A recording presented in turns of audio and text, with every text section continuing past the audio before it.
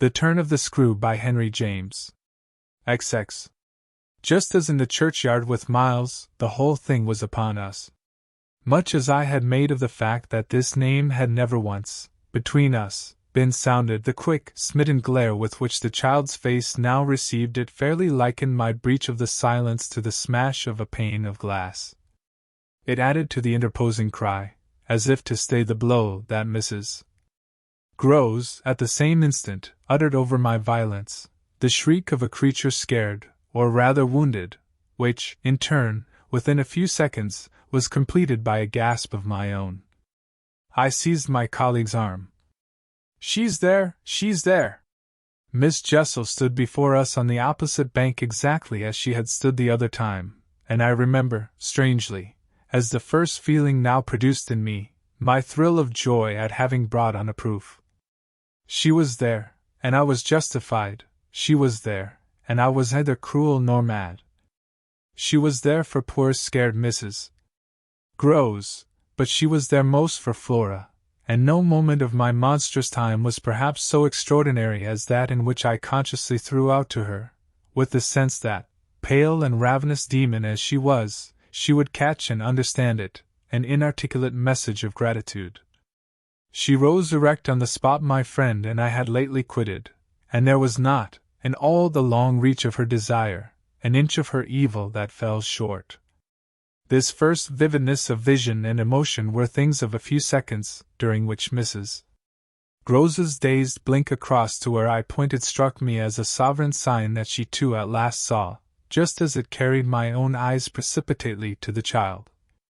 The revelation then of the manner in which Flora was affected startled me, in truth, far more than it would have done to find her also merely agitated, for direct dismay was of course not what I had expected.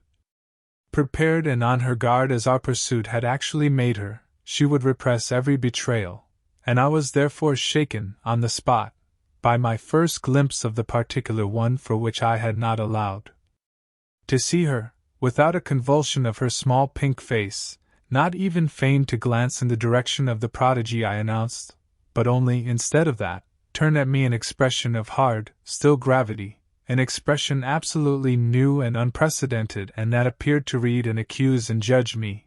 This was a stroke that somehow converted the little girl herself into the very presence that could make me quail.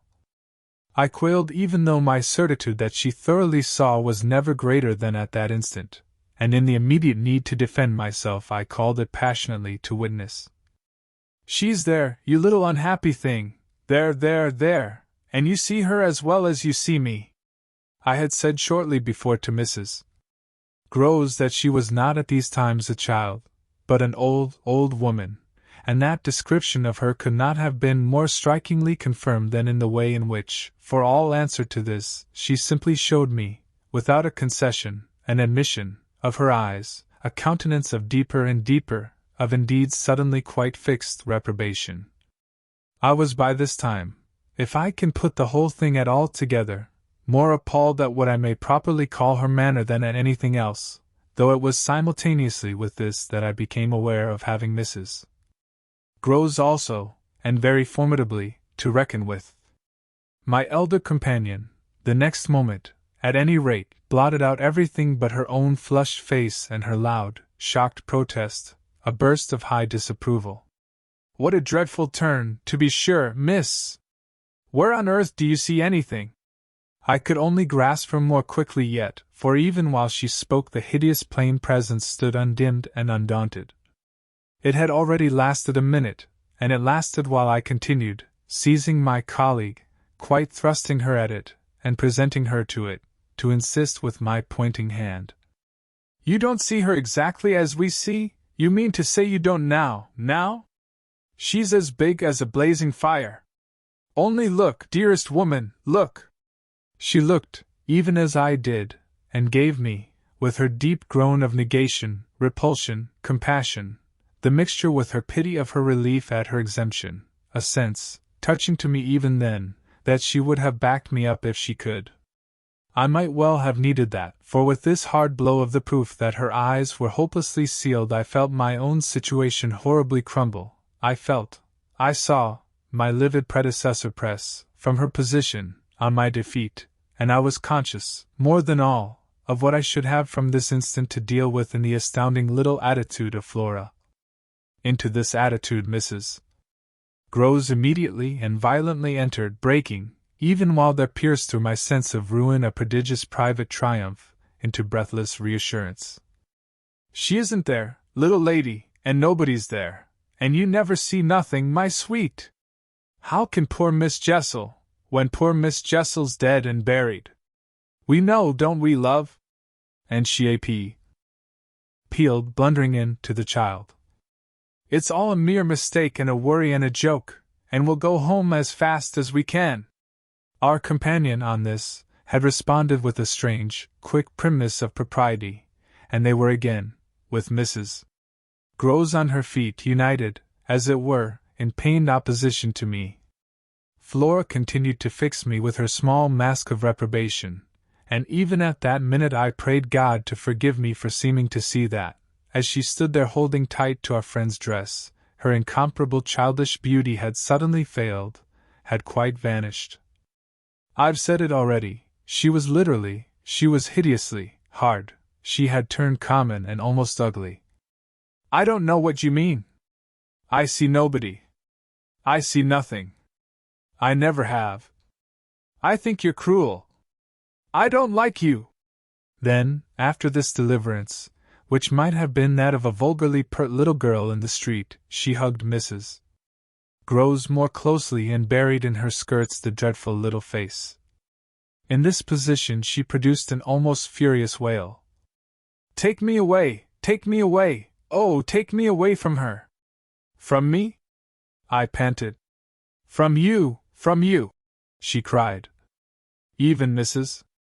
Groves looked across at me dismayed, while I had nothing to do but communicate again with the figure that, on the opposite bank, without a movement, as rigidly still as if catching, beyond the interval, our voices, was as vividly there for my disaster as it was not there for my service.